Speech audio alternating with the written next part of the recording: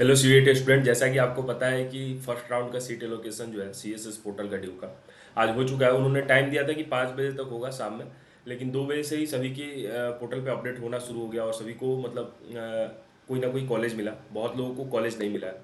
तो आज हम इस वीडियो में बात करेंगे पहले कि जिसको कॉलेज अलॉट नहीं हुआ है उसका क्या। दूसरी बात कि सीट एलोकेशन के बाद क्या क्या करना है, क्या गलतियां हमें नहीं करनी है, इस बारे में भी हम बात करेंगे। तीसरा है कि फी पेमेंट करे या ना करे, और फी पेमेंट करे तो कैसे क्या होगा।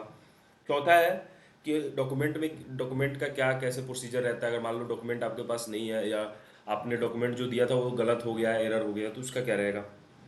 पांचवा, अपग्रेड के बाद पुराना कॉलेज मिल सकता है कि नहीं, ये सब डिस्कस करेंगे वीडियो में। वीडियो थोड़ा सा लंबा हो सकता है, 4-5 मिनट का। तो वीडियो को पूरा देखें ताकि आपके पास जो भी सीयूईटी से रिलेटेड डाउट है वो आपका नहीं रहता है, ठीक है। दूसरी बात कि आपको अब गलती नहीं करना है कुछ भी, नहीं तो आप गलती करोगे तो बहुत दिक्कत है, फिर कॉलेज मिलने के चांसेस खत्म हो जाएंगे। अगर कोई और डाउट रह जाता है, इसके अलावा अगर आपके पास कोई और डाउट है तो आप मुझे कमेंट बॉक्स में पूछ सकते हो, या मेरे टेलीग्राम पे या मुझे इंस्टाग्राम पे मैसेज कर सकते हो। टेलीग्राम इंस्टाग्राम का लिंक जो होगा वो डिस्क्रिप्शन में होगा। तो पहला क्वेश्चन चलते हैं कि जिसको अलॉट नहीं हुआ उसका क्या होगा। देखो, फर्स्ट एलोकेशन में आपको अगर अलॉट नहीं हुआ है, जिनको जिनको अलॉट नहीं हुआ है आज कॉलेज, तो उनका लगभग मतलब मान लो जनरल, ओबीसी और ईडब्ल्यूएस कैटेगरी का टॉप के कॉलेजेस मिलने के चांसेस अब बहुत कम है, मतलब लगभग खत्म हो गए। देखो क्या होता है कि ड्यू क्या करती है कि मान लो ड्यू के पास 500 सीटें है, तो क्या करती है 550 लोगों को अलॉट करती है, ठीक है।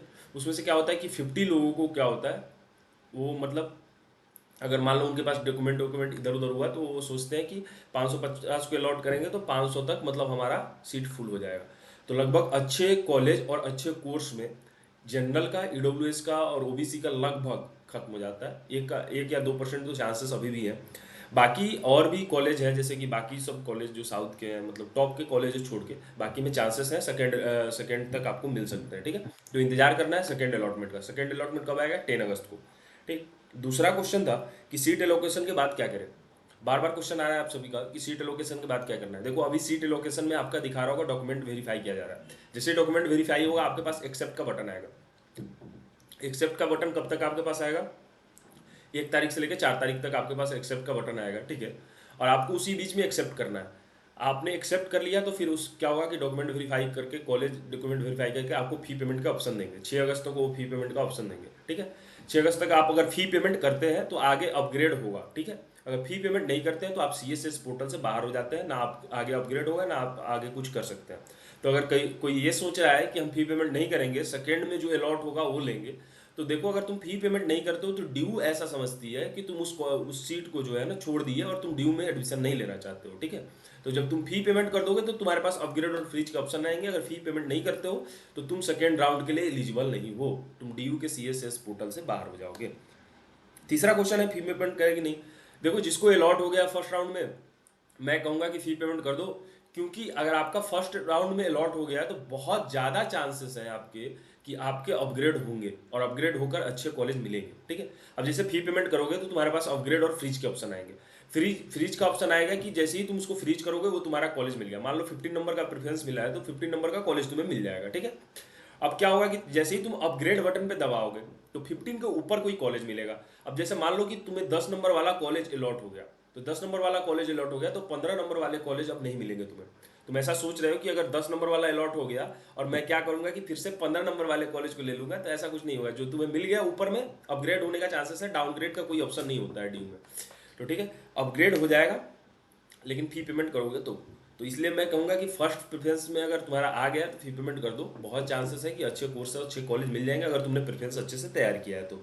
चौथा क्वेश्चन है कि डॉक्यूमेंट में मान लो किसी ने एरर डॉक्यूमेंट डाला है या डॉक्यूमेंट में कोई उस वक्त दिक्कत थी उसके साथ, तो क्या होगा कि आप अपने पोर्टल को बार बार चेक करते रहेंगे, उसमें डॉक्यूमेंट वो मांगेंगे, ठीक है। आपके पोर्टल पे शो करेगा कि डॉक्यूमेंट आप ये प्रोवाइड कर दीजिए, आपको कास्ट सर्टिफिकेट आपका गड़बड़ है या जो भी चीज़ है, तो आप उस पर डाल देंगे। या मेल करते हैं, जो आपका रजिस्टर्ड मेल आईडी होगा उस पर मेल आएगा आपको कि आप ये डॉक्यूमेंट हमें भेजो, ठीक है। तो इसलिए पोर्टल को बार बार चेक करते रहिए और यूट्यूब चैनल को भी मेरे बार बार चेक करते रहिए ताकि आपको सभी अपडेट मिलते रहे, ठीक है। अपग्रेड के बाद पुराना कॉलेज, देखो वही क्वेश्चन है कि अपग्रेड के बाद पुराना कॉलेज मिल सकता है कि नहीं। अपग्रेड के बाद पुराना कॉलेज नहीं मिलता है, वही कॉलेज तुम्हें मिलेगा। और देखो, फी पेमेंट करोगे तो क्या होगा कि वो तुम्हारा एनुअली फी होगा। जो भी पेमेंट करोगे 1 साल की पूरी फी पेमेंट करोगे, और उसमें क्या होगा कि तुम्हारा अगर मान लो कोई अपग्रेड करके कॉलेज अलॉट होता है तो तुम्हें दोबारा फी पेमेंट करने की जरूरत नहीं है। अगर मान लो कि दोबारा में जैसे पहले कोई कॉलेज अलॉट हुआ और उसमें 14,000 लग रहे थे, और बाद में कोई कॉलेज अलॉट हो रहा है जिसमें 16,000 लग रहा है, तो 2,000 तुमसे एक्स्ट्रा ले लेंगे, ठीक है। ये नहीं होगा कि 16,000 फिर से पेमेंट करोगे।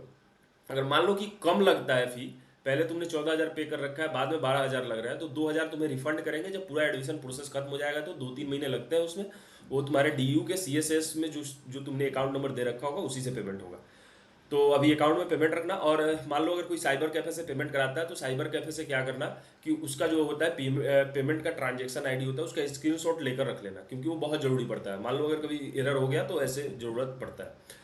बाकी अगर कोई भी, अगर आपको सीयूईटी से रिलेटेड डाउट हो, डीयू से रिलेटेड डाउट हो, तो आप पहले मुझसे पूछ ले। गलती करने से अच्छा है कि आप एक बार मुझसे बात कर ले और पूछ ले।